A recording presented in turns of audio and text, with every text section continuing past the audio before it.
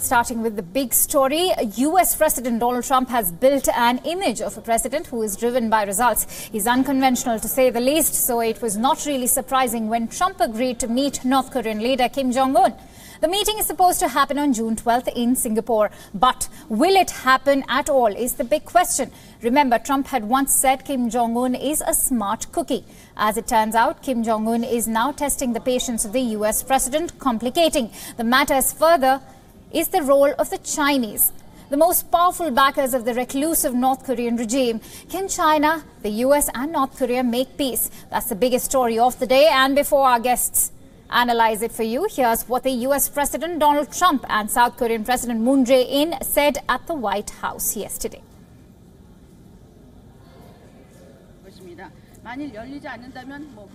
We are working on something, and, there's a chance that it'll work out. There's a chance, it's a very substantial chance that it won't work out. I don't want to waste a lot of time, and I'm sure he doesn't want to waste a lot of time. So there's a very substantial chance that it won't work out, and that's okay. That doesn't mean it won't work out over a period of time, but it may not work out for June 12th. But there's a good chance that we'll have the meeting. A little disappointed because when Kim Jong-un had the meeting with President Xi in China, the second meeting, the first meeting we knew about, the second meeting, I think there was a little change in attitude from Kim Jong-un. So I don't like that. I don't like that. I don't like it from the standpoint of China. Now, I hope that's not true.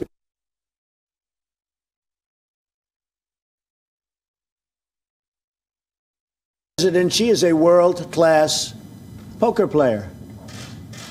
And I'd probably maybe doing the same thing that he would do.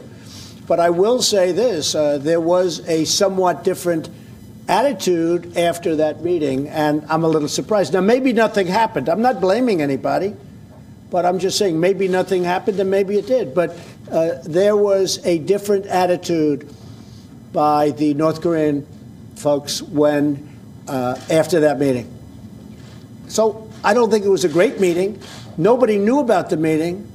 And all of a sudden, it was reported that he was in China a second time. The first time everybody knew about. The second time it was like a surprise.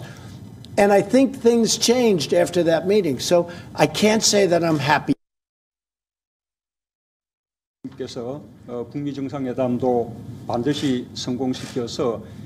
And I have every confidence that President Trump will be able to achieve a historic feat of making the upcoming US-North Korea summit successful and end the Korean War that had been lasting for the past 65 years. And also, along the way, achieve complete denuclearization of North Korea, establish a permanent peace regime on the Korean Peninsula, and also normalize relations between the United States and North Korea. I have every confidence that he will be able to make a historic turnaround in this sense, and I will spare no effort to provide all necessary support. And we'll be analyzing the recent developments, and to add more perspective to our discussion is Ainar Tangen, political and economic commentator from Beijing. Also joining in is Vishnu Prakash, former ambassador to Seoul and official spokesperson of the MEA. And I'm also joined in by Ramesh Ramachandran, our senior correspondent, who's joining us live from the newsroom. Let me quickly start off with Ainar. Let me quickly go across to Ainar. Ainar, China, we just heard what President Donald Trump had to say. He has gone on to say that President Xi Jinping is a world-class poker player and that Kim's change in stance is being attributed to China's role at the moment. How do you analyze this entire situation, and what kind of a role do you see China playing? Well, I think Donald Trump is flailing a little bit. When Bolton came out and started mentioning Libya as the kind of model for dealing with North Korea, that set off alarm bells in the DPRK. Pyongyang was not happy about that. They made some very pointed statements, not only about what was said, but also about John Bolton. So this is a situation where Donald Trump is trying to make the best of what is turning out to be a bad situation. There was always a little bit of a disconnect between what America wanted in terms of a denuclearization within 6 months to a year maximum versus North Korea, who said denuclearization, but maybe it will take 5, 10, 15 years. Right. And also, what are the possible returns that China is looking to have out of this entire summit between the United States and North Korea? Well, it's become complicated because of the trade war, the tariffs that were almost settled. Now it seems like Donald Trump is backpedaling. He said there is no deal and things like that. So there is a mixture of economic and security issues on the table. This is the way that Donald Trump promised he would conduct American business, and he's being true to his word. So at this point, it's very hard to say. I mean, China is very committed to having a denuclearized North Korea. The last thing they want is a nuclear arms race in all of these Asian countries, especially with heightened tensions in the South and East China Seas. This is not something that they're looking for. So obviously their long-term interests are seeing this go through. I think they're trying to be sincere, but it's very, very difficult to know exactly what Donald Trump wants. He's not able to, he can establish goals, but he doesn't really have means and methods. It's kind of like get rid of $200 million, $1 billion worth of exports to us. Those are things that consumers in the U.S. buy. You can't really stop people from doing it. And this is the same thing with the nuclear deal with North Korea. He's not willing to bend. He's painted himself into a corner by saying he's going to be tough, and he expects them to completely denuclearize and before he starts doing anything in terms of giving them a carrot. Right. Also, Anna, you know, the U.S. and China relations have been tested lately. Also, you know, it is the trade war, which, as you rightly mentioned, almost seemed to have ended, but it's still on. What do you think is the role of the trade war at the moment in terms of China's role? Is it playing a counsel to North Korea, and will the trade war affect the entire narrative? I think it's always going to be on the periphery. As soon as Donald Trump makes it part of that, everyone starts thinking about it. I think Beijing was trying to have containment on these different issues. But obviously, you know, if in the mind of the person you're dealing with, if these things are connected, there's really not much you can do. You're going to have to deal with the situation as it is. It's unfortunate. I mean, markets were just recovering, and now there's a lot more uncertainty. This seems to be a big factor in what Donald Trump does. He creates uncertainty. He says it's for a negotiating position. But in business and also in diplomacy, this kind of thing can backfire. All right. And I'm also joined in by Vishnu Prakash, former ambassador to Seoul and official spokesperson for the MEA from New Delhi. Let's quickly go across to Ambassador Prakash. Ambassador, you know, the North Korea has also invited journalists from Russia, US, UK and South Korea to witness the closure of their nuclear facilities. Why is the US not acknowledging North Korea's dismantling efforts? Well, I'm afraid the American side is unilaterally upping the demands. Let me take you back to 26th of March in Beijing, where the terms were set by Kim Jong-un. And I think these were reasonable terms. What he said is that he seeks peace in the Korean Peninsula, and the onus is on USA and South Korea to create the atmosphere of peace. And he's willing to take steps, gradual steps, incremental steps towards achieving peace. On the other hand, USA has unilaterally been prescriptive, and unilaterally said they want X, Y, and Z. It's almost as if USA wants to be the complainant, the prosecutor, the judge, and the jury. I'm afraid it does not work like that. Kim Jong-un has he's insecure. The North Korean regime is vulnerable, it's paranoid, and it knows what has happened in the past to countries which has rapidly denuclearized.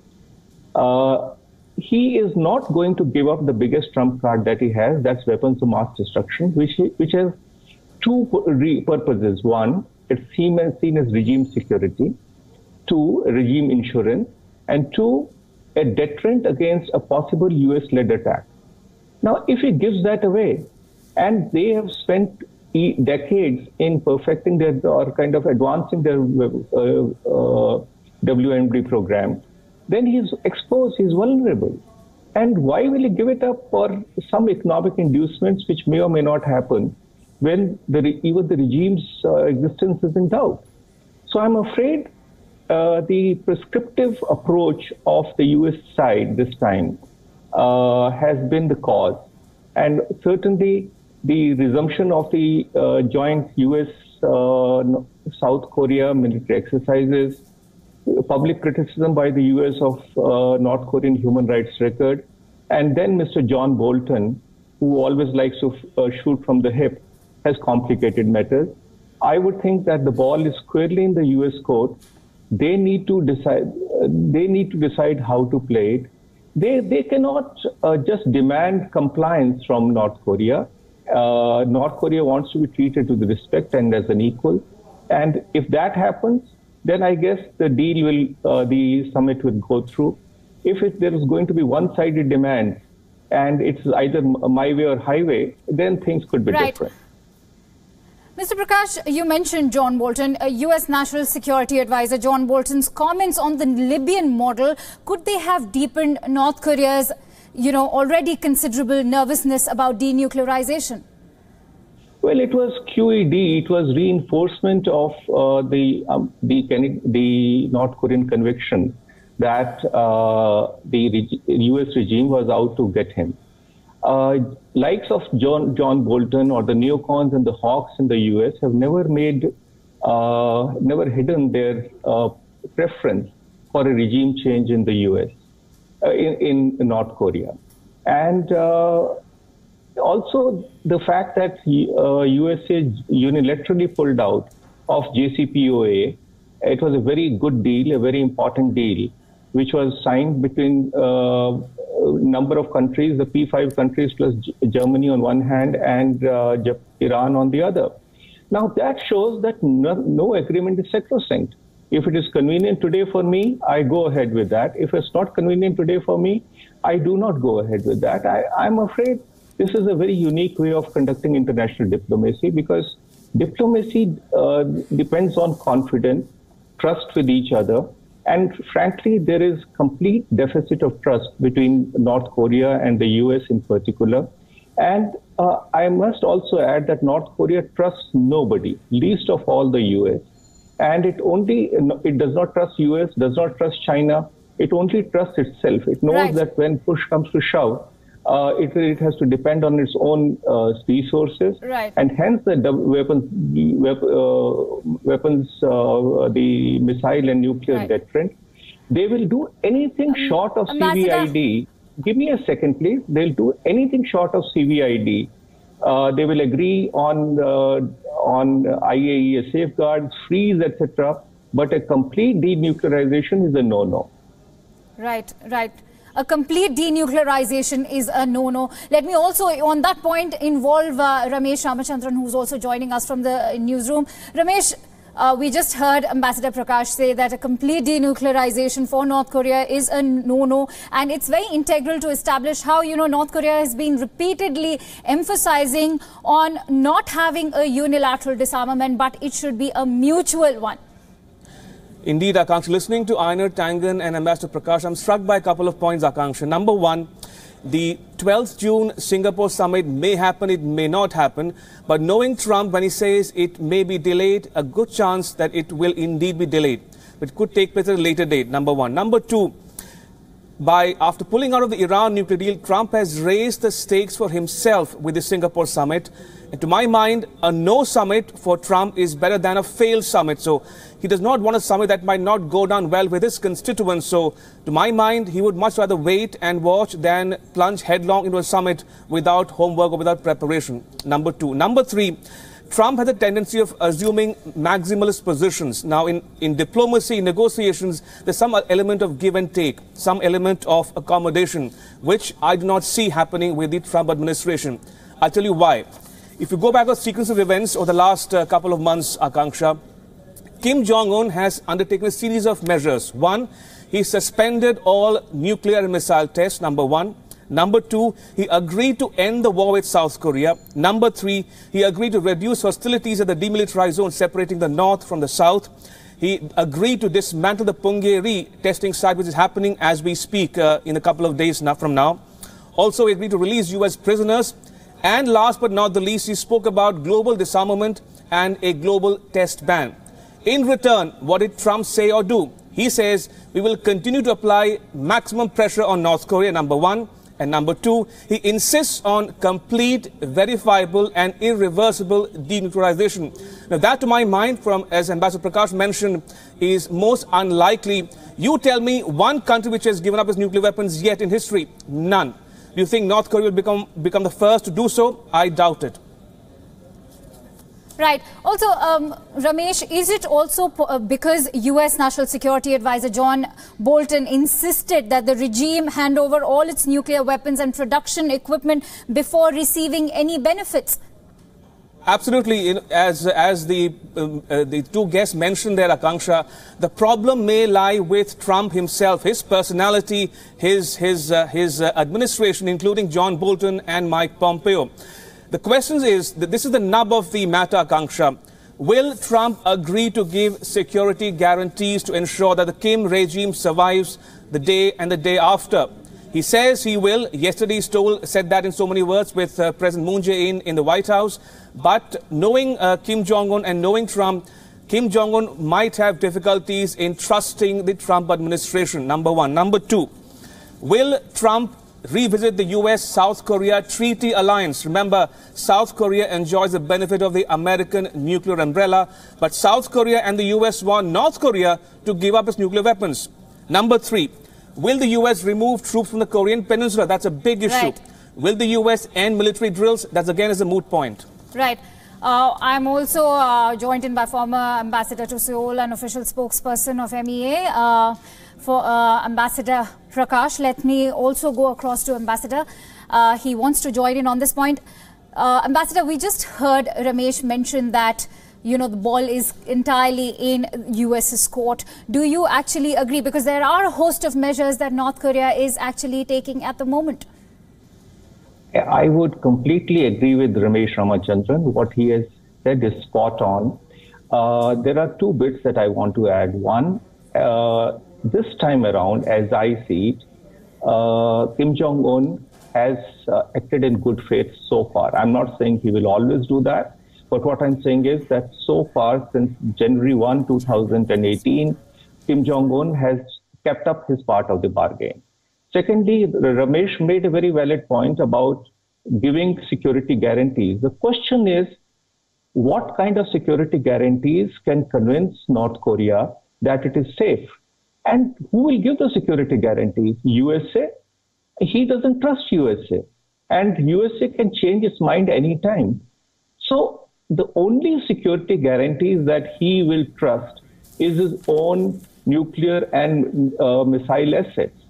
And that's where the rub lies, because the security guarantees and the denuclearization go hand in hand. And this will take years to build mutual trust.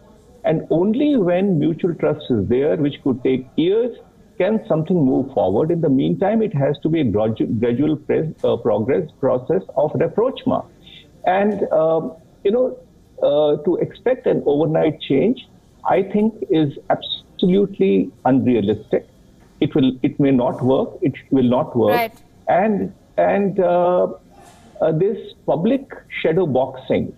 I mean, so far as when in 2017 the two sides were still glaring at each other, all right, rhetoric was fine, bellicosity is fine. Right. But once you decide the process of dialogue, then you have to switch to quiet diplomacy, not publicly fling one demand after the other at each other. And that is, right, again, as I said, this time it is more from the US side than from the North Korean side. Right. So, Ambassador Prakash saying that this time it's more from the US side. On that note, let me also go back to Einar, who's also joining us on this discussion. Einar, you know, it is indeed a sweeping comment coming in from US President Donald Trump when he says that Xi Jinping is a world-class poker player. Now, do you think that could derail the ongoing efforts between US and China? Well, actually, I think he's just trying to find a scapegoat in case there is no meeting. He can point to a third party. But I would like to go back to something Ramesh and the ambassador said. First off, I think we all agree that the U.S. is being unreasonable. But, understand that Trump and the rest of the Congress is battling a perception that the U.S. has been played before in the past, first by Ng's grandfather and then by his father. So there's this very difficult situation where the American public that will not tolerate a situation in which they do not see concrete results before any kind of aid is given. And this is one thing that is not Trump's making. He's making it worse by the kind of bellicose rhetoric and also the choice of his advisors. The other thing is, yes, they are destroying their nuclear facility. I think that's wonderful, except it didn't work anymore. The last nuclear test, in essence, collapsed the tunnels. It is now no longer operational. Now, if they wanted to do more tests, they would have to find a new location. And this brings back the specter of when the North Koreans destroyed a cooling tower. Once again, that cooling tower was non-operational. So there's this feeling that of deja vu among some of the people at the State Department saying, look, we're not going to be played again. And this is the difficulty. In terms of solving this, I agree. The U.S. will not be able to offer legitimate, believable security guarantees. I think that would have to be either from Russia or China. And I don't think Russia, at this point, is in a mind to help out Donald Trump or the U.S. With its problems. That leaves China. If China were to enter into a three-party deal where they guaranteed this, the safety of Kim Jong-un and his particular government, I think that would perhaps be the only way out of short of an armed confrontation, which is what Bolton and his crew would like to have. Right. Very valid points made out by you, Einar. And of course, the choice of advisors and the kind of rhetoric that President Donald Trump is choosing is going to make a lot of difference. Trump and South Korean President Moon Jae-in were at the White House, and let's listen into what both had to say yesterday.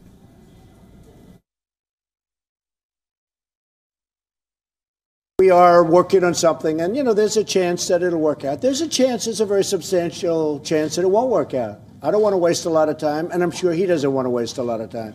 So there's a very substantial chance that it won't work out, and that's okay.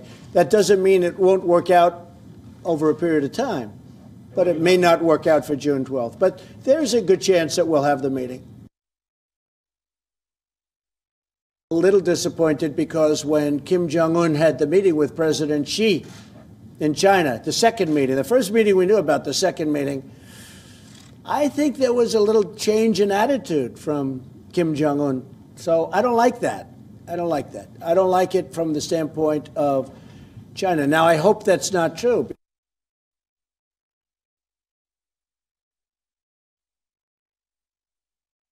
President Xi is a world-class poker player.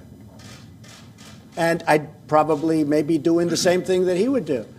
But I will say this, there was a somewhat different attitude after that meeting, and I'm a little surprised. Now, maybe nothing happened. I'm not blaming anybody, but I'm just saying maybe nothing happened and maybe it did. But there was a different attitude by the North Korean folks when after that meeting. So I don't think it was a great meeting. Nobody knew about the meeting, and all of a sudden it was reported that he was in China a second time. The first time everybody knew about, the second time it was like a surprise. And I think things changed after that meeting. So I can't say that I'm happy.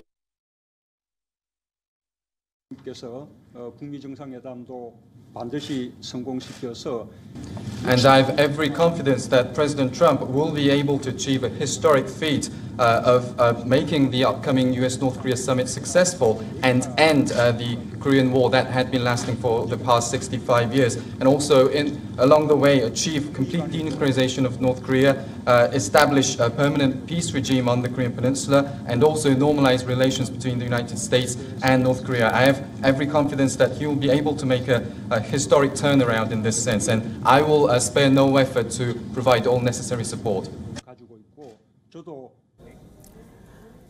All right, we are running short of time at the moment, but before I go, let me quickly go back to our guests. Ramesh, on a last note, how would you sum up what are the expectations and what are the returns that North Korea can look at? Just 4 quick points, Akanksha. Number 1, Trump must tone down the rhetoric, number 1. Number 2, when he says there are certain conditions we want To my mind, that is a deal breaker. North Korea has consistently said, it was articulated by the North Korean ambassador to WION in June last year, that North Korea is okay with a moratorium, number one. North Korea will talk only to the US, and 3, without preconditions. So the moment you use the word conditions, to my mind, that's a deal breaker. Number 3, Trump wants everything done yesterday. Now, he says he wants an all-in-one approach as opposed to an incremental progress on the contentious issues.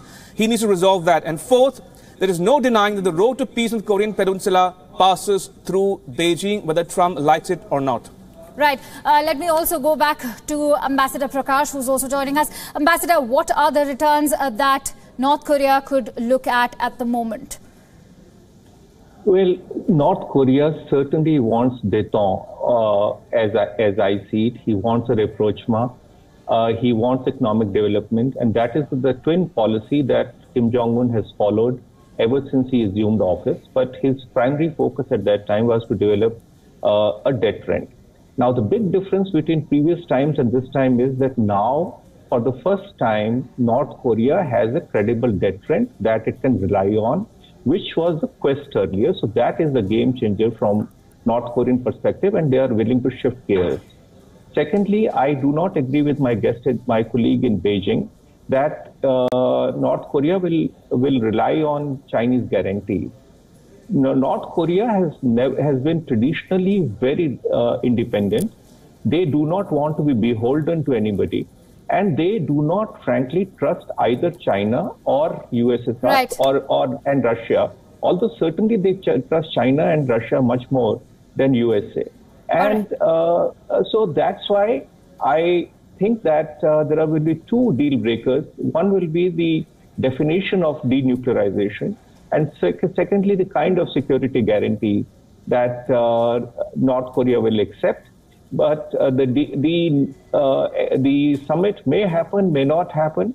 But I guess this time there has been more bona fides on the part of North Korea. More bona fides on the part of North Korea. Aina, what do you have to say to that? Ambassador Prakash just said that he begs to differ and that, they are not looking at a Chinese guarantee is what they are saying. What is the interest that China has at the moment? Well, I agree with the ambassador. There's no love lost between the DPRK and China. I was just pointing out that in a scenario where there are very few solutions, this is possibly one of them. As he said himself, they do not trust the U.S., the probably least trust in the U.S. Possible. In terms of going forward, though, I don't know that even if there is a meeting that you can get beyond the personality and advisors of Donald Trump. The rhetoric will not stop. We know that. We've seen that over the last year and so ever since the campaign trail. So, quite frankly, it's just a mismatch. You have a person who is at an apex in history where he's not able to carry the ball on trade issues and political. Right. Thank you, Einar, for joining us. Also, Ambassador Prakash and Ramesh Ramachandran, who's joining us live from the newsroom. Thank you so much for joining us on this discussion.